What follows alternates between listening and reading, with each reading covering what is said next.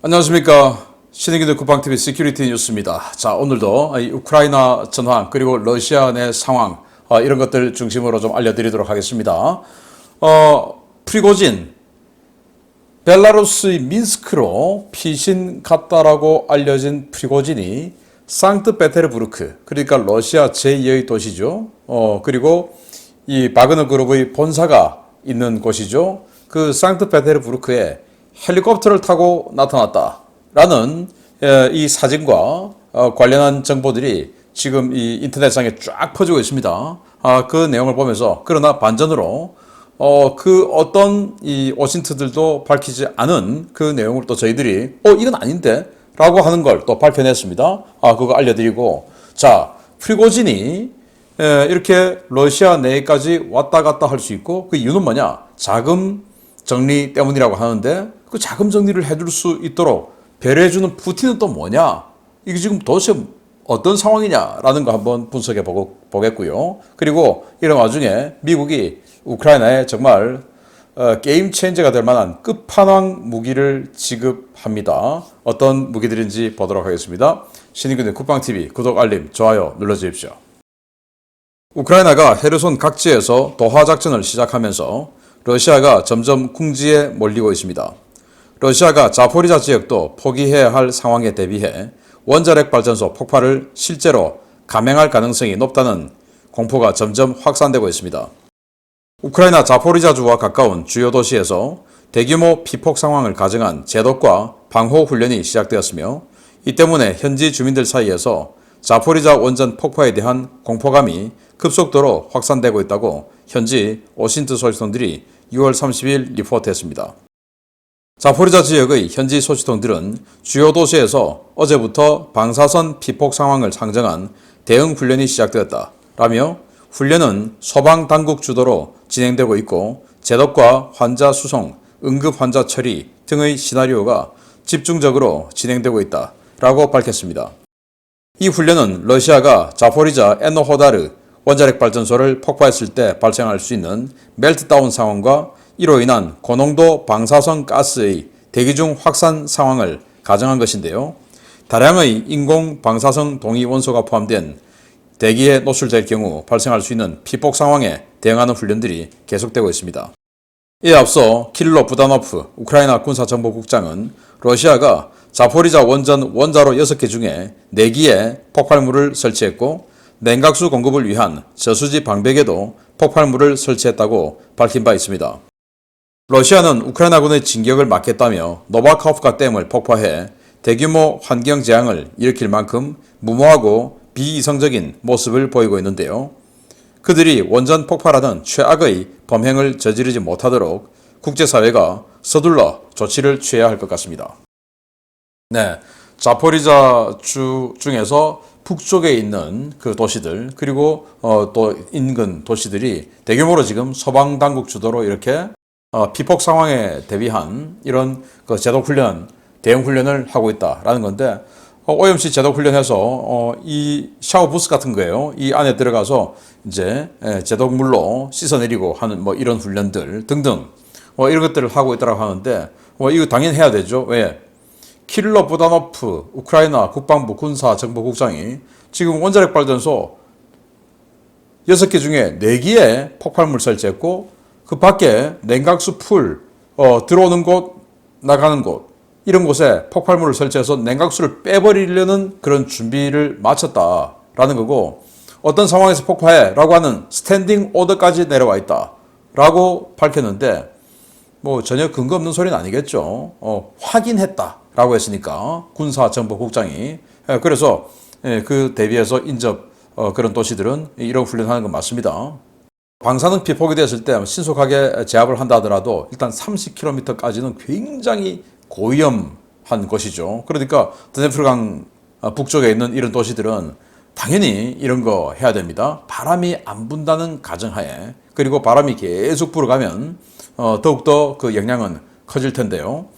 일단 폭발을 해서 전력이 공급되지 않고 또 냉각수가 공급되지 않고 뭐 이렇게 되면 방벽 원자로 내부가 녹아내릴 테고, 그리고 다 녹아내리면 또 방호벽 있죠. 그까지 녹아내리면 그때부터 이제 이 고농도 방사성 가스가 대기로 흩어지겠죠. 그게 인체에 닿으면 여기서 핵분열 일어나고 하면 이제 다 그래서 원자병 걸려서 가는 겁니다. 그걸 대비해서 이렇게 훈련하는데 뭐 우크라이나로서는 이거 하지만 국제사회는 러시아가 그런 짓은 좀 하지 않는 선에서 전쟁을 하라라는 이런 압박을 좀 줘야 된다. 그저께 민가 지역의 주상복합 건물을 미사일로 때려서 완전히 폭삭 내렸지 않습니까? 러시아가 피자 가게였습니다. 피자 가게. 그런데 거기에 대해서 러시아는 뭐라고 하냐? 거기에 우크라이나 장군 2명하고 장교 한 30명 있었다. 걔들 다 죽였다라고 했어요. 아니 전선도 아닌 곳에 피자 가게에 장군하고 장교 수십 명이 왜 거기서 밥을 먹고 있습니까? 그래서 시신들 지금 수거하는 거 보면 대부분 여자들이에요. 이런 자들입니다.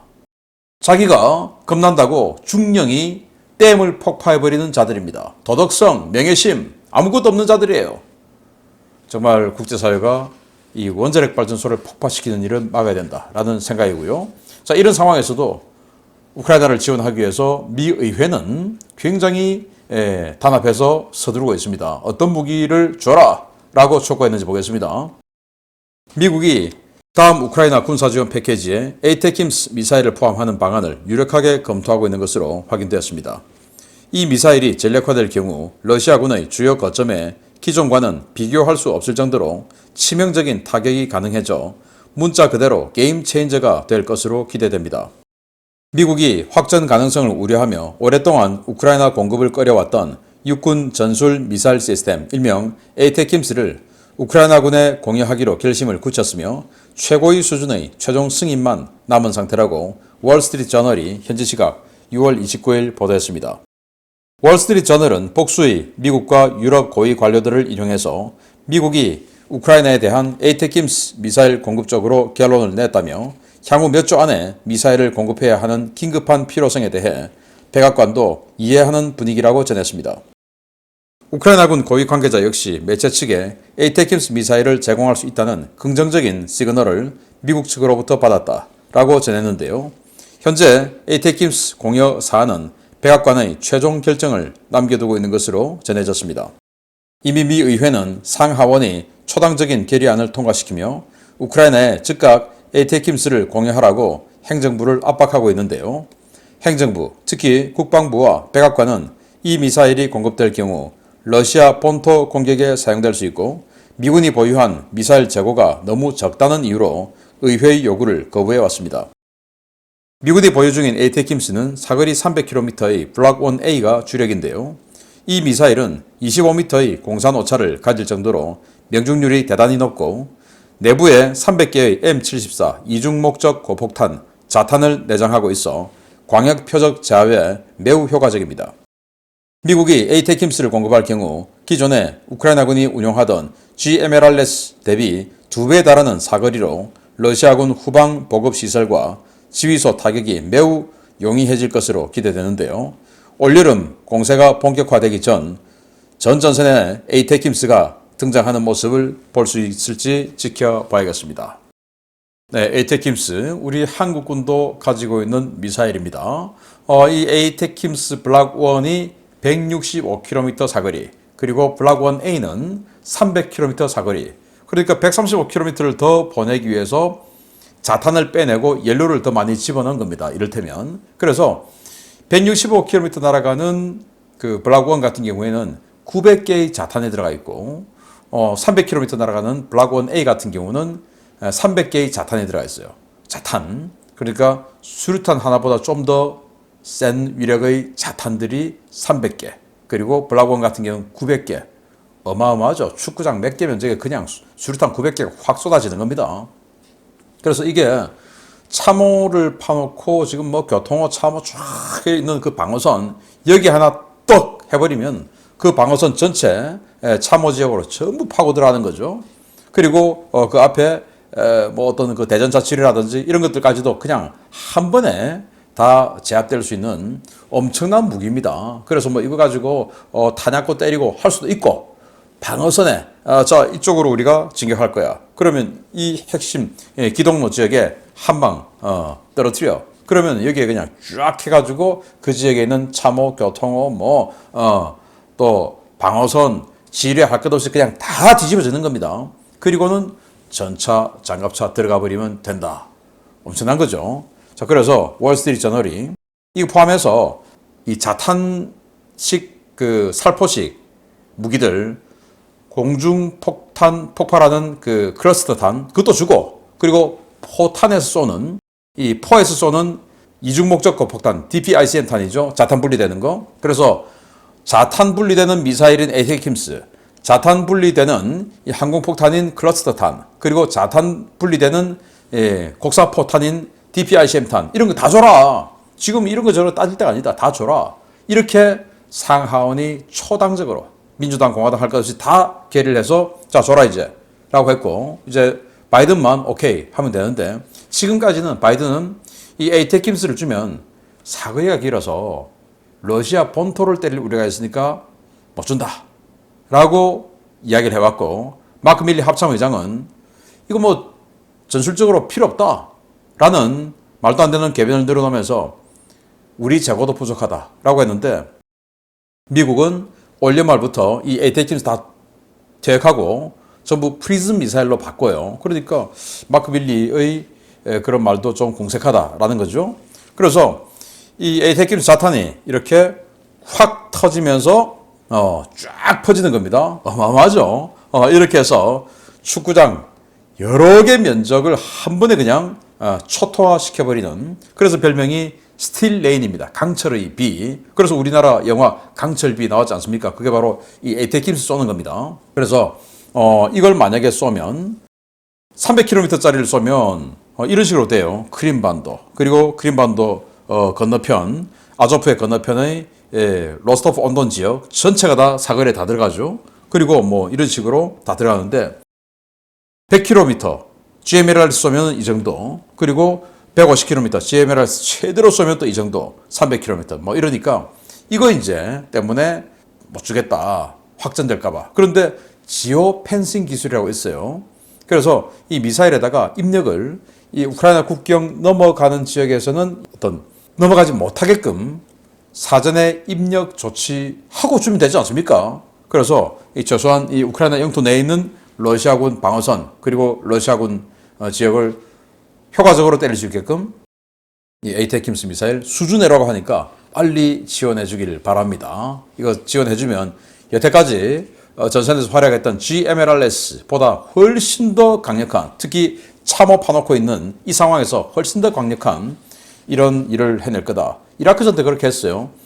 방어선 나타나면 에이테킴스 빵 때려버리고 그리고는 이제 그 미클릭 그 쏘는 에이스 도저 있습니다. 그 도저로 그냥 참호 그냥 콱 밀어버려서 생매장 시켜버리고 그렇게 했어요. 미군이. 그래서 당시 이라크군이 제일 무서워하는 게 이 에이테킴스 MLRS와 도저였습니다. 도저. 그냥 그 참호파고 있으면 흙가지고 밀어서 참호를 메워버려서 생매장 시켜버리니까 제일 무서운 게 에이스 도저였다. 우리나라 많이 가지고 있습니다.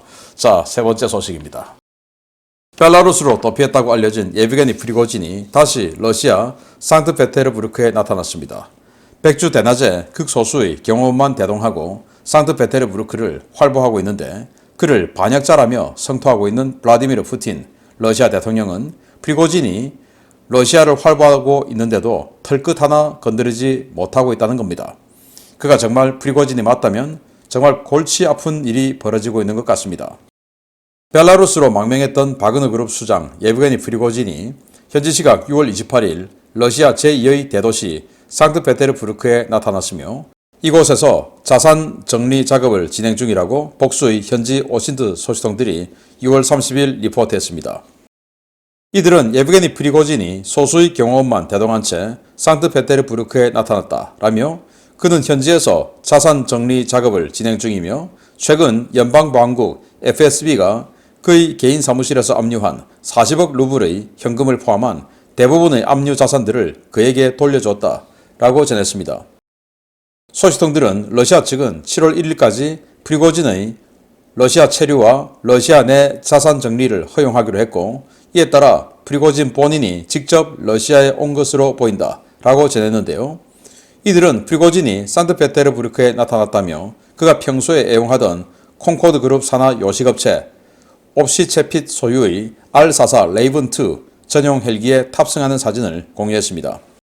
그의 전용기도 벨라루스와 모스크바, 상트페테르부르크를 바쁘게 왕래하고 있는데요. 지난 6월 27일 상트페테르부르크에서 그의 가족들을 태우고 민스크로 갔던 BAE 125-800B 기체 등록번호 RA02878 전용기는 28일 다시 상트페테르부르크로 돌아와 민스크로 갈 준비를 하고 있는 것으로 확인되었습니다. 문제는 사진 속 인물이 프리고진과 닮기는 했지만 평소 프리고진의 신체적 컴플렉스였던 왼손 약지 손가락이 다른 점이 식별됐다는 점인데요. 손가락만 놓고 봤을 때 헬기를 타는 인물은 프리고진이 아닌 프리고진의 측근인 것으로 보입니다.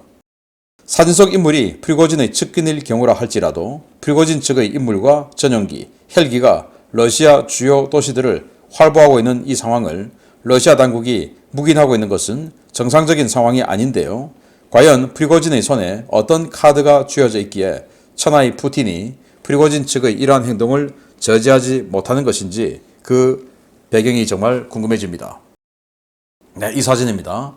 상트페테르부르크의 부두에 있는 이 헬리패드, 헬기 이착륙장이에요. 거기로 지금 프리고진이 서류 가방을 들고 모자를 깊게 눌러 쓰고 마스크 끼고 이렇게 해서 가고 있는 모습. 여기 뒤에 이제 여기 경호원으로 보이는 사람이 뭔가 아마 여기 내부에 권총 차고 있겠죠. 두리번 거리면서 경계를 하면서 가고 있는 모습이죠. 자, 이 사진이 공개되면서 야, 프리고진이 상트페테르부르크에 나타났어 라고 하면서 이 현지 러시아 측, 우크라이나 측 오신트 소식터들이 완전히 그냥 이 텔레그램, 트위터를 도배를 합니다. 그래서 야, 이거 뭐냐? 자, 여기서 중요한 건 이렇게 프리고진이 상트페테르부르크에 나타났는데도 건드리지 않아. 이거 뭐지? ISW 미국 전쟁연구소가 제가 오늘 아침에도 말씀드렸지만 아직도 프리고진과 푸틴은 협상 중에 있다. 아니 지금 도망가고 없는데 무슨 협상이야? 라고 했는데 그게 뭐냐? 7월 1일까지 러시아 내에 있는 자산 정리할 수 있게끔 해주겠다. 라고 했다라는 거예요. 이 러시아 측 오신트 소식통. 그러니까 민간 군사 전문가들의 주장에 따르면 그리고 제가 며칠 전에 프리고진의 개인 사무실 뭐 이런 것들에서 현금 다발들, 박스들, 현금 들어있는 박스들 그 한 곳에서만 40억 루블, 그러니까 한 600억 넘는 그 돈을 가지고 나온 모습을 보여드렸죠. 그거 포함해서 압수했던 거 다 돌려주기로 했다라는 거예요. 자, 그런데 문제는 이 사람이 이제 헬기를 탑니다. 이 헬기는 평소에 프리고진이 왔다 갔다 할 때 많이 사용했던 헬기예요. 그런데 저희 연구원들이 프리고진 아닌 것 같습니다. 이렇게 이야기하는 거죠. 왜냐? 이게 지난 4월에 프리고진이 앞으로 우크라이나군이 이런 식으로 쳐들어올 거야. 그리고 벨고로드를 점령해서 크림반도하고 바꾸려고 할 거야. 라고 하는 그 인터뷰를 하는 동영상입니다. 여기에 보면 프리고진의 이 약지 손가락 하나가 없어요. 어떤 일인지 모르겠지만 아마 뭔가로 인해서 그 과거에 이 약지 손가락이 잘려져 나간 거죠. 그래서 평소에 프리고진은 이 왼손을 거의 안 보여줬습니다. 그러나 이 동영상 찍을 때는 워낙 오랫동안 긴 촬영의 동영상이었기 때문에 이 약지 손가락이 잘린 게 공개가 됐었어요. 자, 왼손 약지가 없는 게 프리고진입니다. 그런데 여기 헬리콥터 문을 잡고 탑승을 하고 있는 이 프리고진으로 판단되는 이 사람을 손가락, 약지 손가락이 다 있어요. 확대 보면 이건데 손가락이 다 있습니다.